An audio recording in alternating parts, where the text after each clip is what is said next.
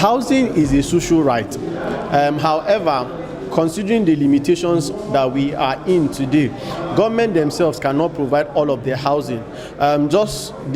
Recently during this conference, the representative of an organization talked about the housing finance report, and that report shows clearly that the housing supply is more on the informal side than on the formal side, and the reason is simple.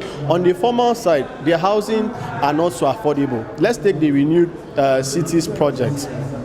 One bedroom unit of accommodation in the Renewed City project cost about 21 million naira, or about 22 million naira. Now the thing is, how many of us, how many ordinary Nigerians, how many persons, young persons like myself, are able to afford 22 million naira, okay, to either pay incrementally or outright buy? So these are the things. So government needs to go back and look at housing from a social lens rather than from a business angle. I told the minister and the member of parliament that they need to invest on social housing scheme for all. And we are looking at 3 pillars. The first pillar is accessibility, livability, and affordability. According to the UN mandate, between now and 2030, we expect that no one should be in this world without a roof in their head, without a home to call their own, without a place to sleep. And that is why we are promoting issues of urbanization, leaving no one behind. That is the mandate of the UN Habitat, leaving no one behind. Affordable housing, livable housing, and affordability. So we want to see the government of Nigeria putting resources in terms of sustainable housing for all. They can build small housing scheme, 1 bedroom self-contained, for workers, for students, and for people from the informal sector. And for instance, I've been able to travel to about 10 cities in Nigeria during the World Bank campaign and steering committee. The experience of northern Nigeria in terms of housing need is different from the southern Nigeria. For example, in northern Nigeria, people live together. They call it lungu lungu. People live together, so we need to build on that system.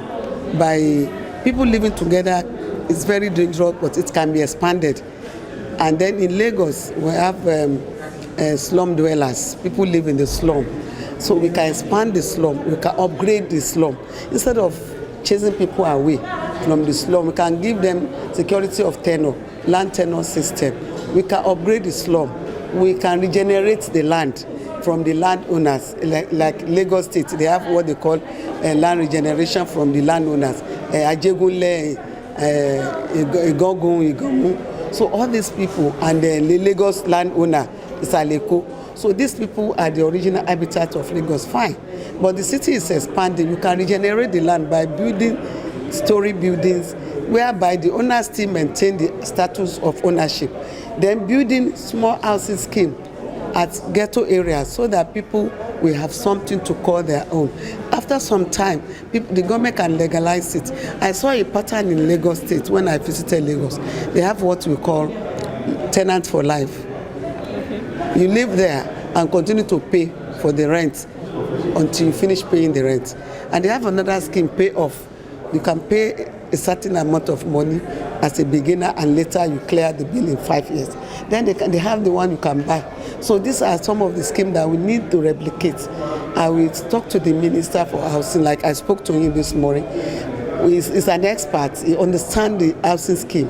And this is the first time, at least I'm very happy that we have a minister who's an architect, who's a planner in the state of urban and housing scheme in Nigeria. So this is a starting point for Nigerian government to begin to look at how do we have accessible houses, livability, and affordability for Nigerian citizens, where people will walk from their house to the health center, from the house to school. They don't need to, it will reduce mobility problem. It will reduce people traveling far away to work. When we need to cluster the needs assessment. Let the civil servant live together, close to their office place. Let the student live close to their working place. It will reduce mobility and issues of transportation system.